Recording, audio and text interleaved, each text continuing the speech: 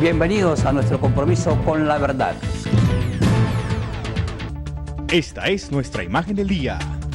El mundo de las letras se preocupa hoy por el estado de salud del Nobel de Literatura Gabriel García Márquez. Las informaciones de prensa dan cuenta que su estado de salud no es el mejor y sugieren que el cáncer linfático que se creía superado ha vuelto a aparecer con sus tentáculos mortales. De este tema estaremos hablando en el transcurso de nuestra presente emisión. Muy buenas noches, estas son las noticias de las 6:30 por aquí por Telecaribe. Las noticias de la región, Colombia y el mundo están aquí y ahora. Bienvenidos a nuestro compromiso con la verdad. Y recuerden que estamos en la web como www.lasnoticias6-30 de telecaribe.com. En Facebook estamos como Las Noticias 630. Y en Twitter, Liliana, como @lasnoticias630. Aquí están los titulares que en el día de hoy hacen noticia.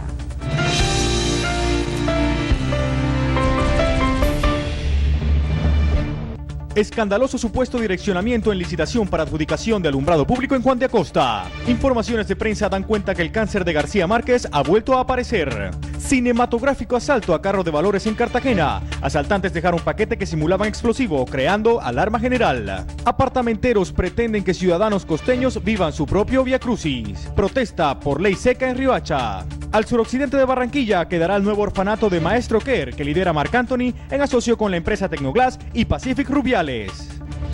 En deportes, el lanzador colombiano José Quintana tuvo ayer una excelente actuación frente a los Indios de Cleveland. La victoria de su equipo de los Medias Blancas de Chicago, 4-3.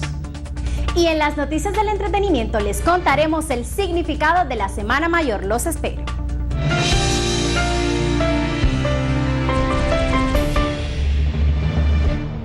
Muchísima atención, empresas denuncian escandaloso direccionamiento en la licitación para la adjudicación del alumbrado público en el municipio de Juan de Acosta.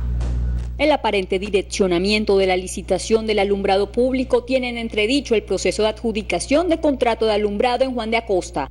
Entre los aspectos relevantes está el de la experiencia, en la cual ponen 14 años, cuando uno de los proponentes tiene 13 años y 11 meses, lo que denota que existiría la intención de descalificar a uno de los aspirantes. Otro aspecto coincidente que valiera la pena investigar es que uno de los proponentes, Dolmen, ha sido históricamente contratista de obras en el municipio y en el pliego de condiciones se le pide a los participantes el registro único de proponente o RUP, que según la ley 1150 del 2007 y el decreto 019 del 2012 no lo exige para las concesiones de alumbrado público. Y lo verdaderamente escandaloso de este proceso licitatorio es que a la empresa Dolmen no le permiten participar porque el municipio le adeuda cerca de 3.000 millones de pesos. Y ahora abre una licitación pública donde piden que el contratista tenga más experiencia de la que nosotros tenemos, donde piden que esté inscrito en el RUP cuando eso la norma dice que concesiones no exige RUP. Piden un certificado de paz y salvo. ¿Qué quiere decir eso? Una empresa que no tenga ningún tipo de deuda pendiente con Dolmen. ¿Y qué pasa? Que difícilmente pues Dolmen puede cumplir ese requisito. Pero ellos están certificando, están pidiendo ese certificado porque saben que Dolmen tiene una deuda con ellos. O ellos con Dolmen más bien. Hay muchas cosas del pliego que no van acorde a la ley. Entonces nuestra preocupación es esa. Si queremos que nuestras comunidades crezcan, surjan, necesitamos también funcionarios que cumplan con su labor.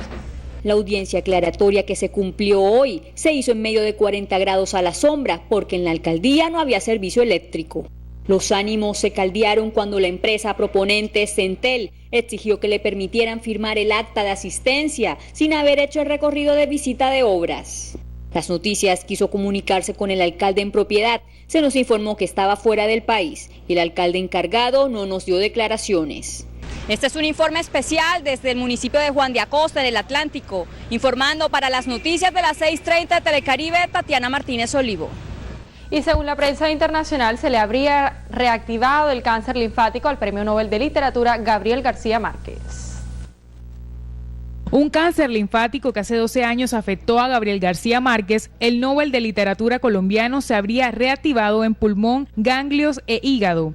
Según Prensa Mexicana, el escritor se encuentra fuera de tratamiento oncológico, lo que tendría grandes riesgos, sumados rumores pasados de Alzheimer y demencia senil. Tratamiento paliativo es aquel que se decide en circunstancias muy específicas. Uno, cuando sabemos que el tumor ha progresado demasiado y las posibilidades de curación son muy escasas.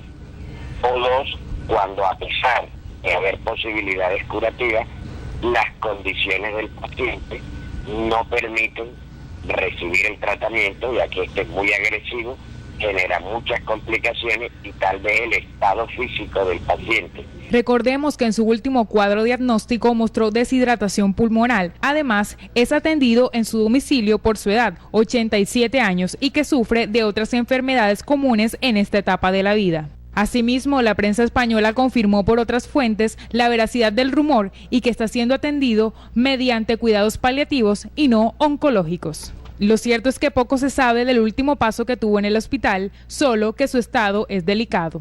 Lorena Jaraba, Las Noticias, un compromiso con la verdad. Y en otros temas, una amenaza de bomba interrumpió la calma en el centro histórico de Cartagena tras producirse un millonario robo a un carro de valores. La policía ordenó un plan candado, pero hasta el momento no se tienen pistas de los asaltantes. El carro de valores se movilizaba cerca de la zona bancaria del centro histórico de Cartagena cuando fue sorprendido por 3 hombres fuertemente armados quienes tras hurtarse 120 millones de pesos emprendieron la huida dejando a su paso varios artefactos que simulaban contener cargas explosivas. Hasta el sitio de los hechos llegó personal de antiexplosivos adscrito a la policía para inspeccionar los artefactos con los que los 3 delincuentes lograron intimidar a los guardias del carro de valores y a los transeúntes. Al final los expertos de antiexplosivos comprobaron que no había pólvora dentro de los tubos y que todo fue una estrategia de los ladrones para sembrar el pánico. La Policía Metropolitana de Cartagena ordenó un plan candado en toda la ciudad, pero no se tienen pistas de los 3 asaltantes que huyeron con el millonario botín. El gobierno ofreció una recompensa de hasta 10 millones de pesos a quien dé información que permita la captura de los osados ladrones. JJ Verbel, Las Noticias, un compromiso con la verdad. 2 personas muertas en accidentes en motocicletas se reportaron hoy en diferentes vías del Atlántico. Esto ocurre al tiempo que las autoridades lanzan estrategias para la prevención en las vías. 2 accidentes en vías del Atlántico durante el primer día de la Semana Santa. Prende las alarmas de las autoridades de tránsito, quienes han iniciado campañas preventivas para que los conductores y viajeros tengan precaución al momento del salir o entrar de la ciudad, sobre todo durante esa semana, donde el flujo vehicular tiende al aumento, ya que se espera que cerca de 1 millón de viajeros transiten en las vías de la costa. Según las autoridades de tránsito, durante el año anterior se reportaron 8 muertes en accidentes en las vías de la región Caribe. De estos, 5 en La Guajira, 2 en Sucre y 1 en el Atlántico. Las causas: exceso de velocidad, alcohol y el conocido microsueño en viajeros. Estos controles son permanentes, los controles a velocidad, los controles de la revisión técnico-mecánica, el control anímico de las personas, los controles de embriaguez, los controles a no exceder los límites, no adelantar en curvas, en líneas continuas, los controles a la revisión técnico-mecánica de todos los vehículos, lo estamos haciendo desde inicios de la Semana Mayor. Estos 2 casos reportados en las últimas 24 horas, registrados en importantes vías del Atlántico, involucran a motociclistas. El primero de ellos, registrado en el kilómetro 88, en la vía que conduce a Puerto Velero. La víctima fue identificado como Dionisio Ochoa Zamudio, de 37 años, mientras que en el segundo caso se reportó la muerte de un comerciante identificado como Pedro Porro, quien se movilizaba en su motocicleta en la vía circunvalar a la altura del sector de la Granja. Y muy alertas porque las autoridades lanzan precisamente una alerta durante la temporada de Semana Santa para evitar ser víctimas de los ladrones, quienes aprovechan esta época para saquear las viviendas. Aquí está el informe en Las Noticias. Según las autoridades, el hurto a residencia en vacaciones mantiene un porcentaje entre el 5 y el 6%, y en la mayoría de los casos atribuye al descuido de los propietarios. Bandas delincuenciales del interior del país dedicadas al hurto estarían detrás de robos cometidos en viviendas en Barranquilla, Valledupar y Guajira en los últimos meses. Esto quedó al descubierto por la policía luego de desmantelar una red de apartamenteros a quienes en su poder le dieron más de 100 tiquetes de peajes. Según informes de inteligencia, esta banda, que operaba en toda la región, realizaba inteligencia desde las diferentes capitales del país y se desplazaba hasta los golpes sin dejar rastro alguno. Sí, pues se evidenció ayer que los sujetos tenían tiquetes de peaje desde la ciudad de Bucaramanga, inclusive desde el mes de enero, venían en febrero, entonces vienen, cometen sus ilícitos y se trasladan nuevamente a otras ciudades y cometen aquí los hurtos en Barranquilla. Asimismo, se ha comprobado que la mayoría de los hurtos se han registrado en viviendas que cuentan con vigilancia privada o celaduría, por lo que se recomienda verificar la legalidad de ese servicio. Existe controversia en Riohacha por la decisión de la alcaldía de suspender la realización de fiestas populares, casetas o corralejas durante la Semana Mayor. Consultados aseguran que la medida atenta contra el derecho a la libertad de culto o libertad religiosa.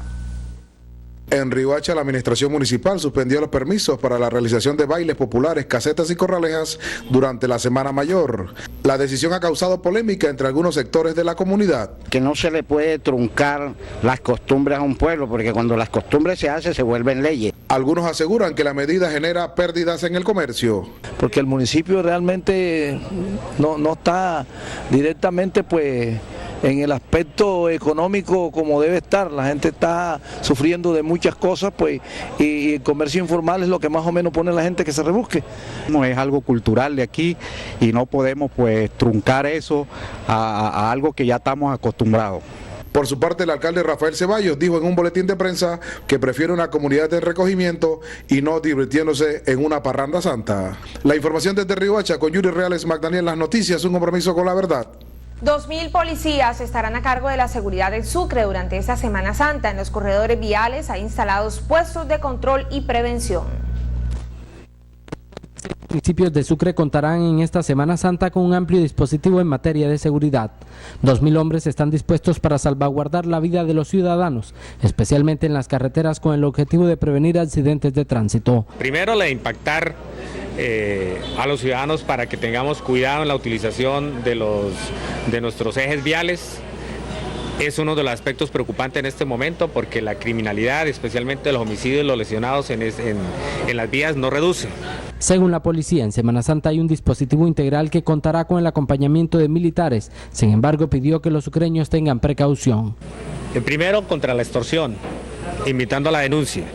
Segundo, al de evitar los hurtos a residencias, porque ahorita todo el mundo va a dejar sus casas solas y es pertinente que ejecuten las recomendaciones que le estamos dando.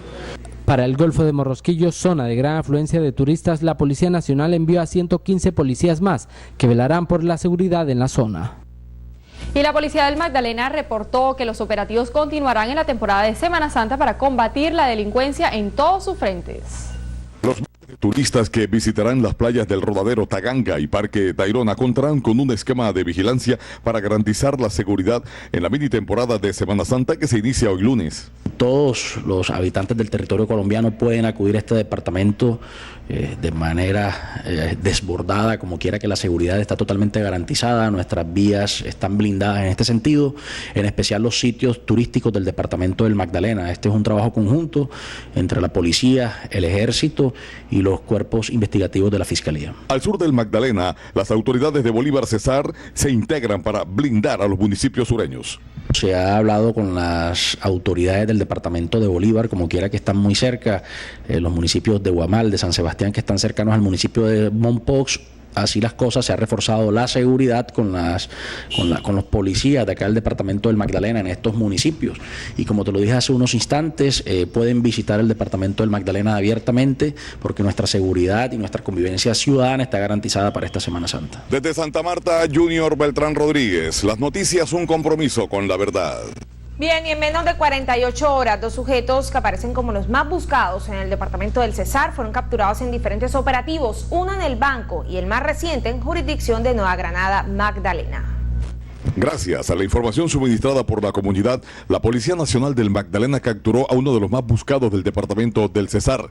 Mediante una llamada, la comunidad entregó características y la ubicación exacta del sujeto, identificado como Ricardo José Espino Ariza, quien tenía vigente una orden de captura por el delito de hurto calificado y agravado. Además, al momento de realizarle su registro personal en una mochila que cargaba, se encontraron en su poder 22 porciones de cocaína o sus derivados y 12 envolturas plásticas transparentes con marihuana. La semana anterior también fue capturado otro de los más buscados en el departamento del Cesar, en el municipio del Banco al sur del Magdalena. En Santa Marta, Junior Beltrán Rodríguez, las noticias, un compromiso con la verdad.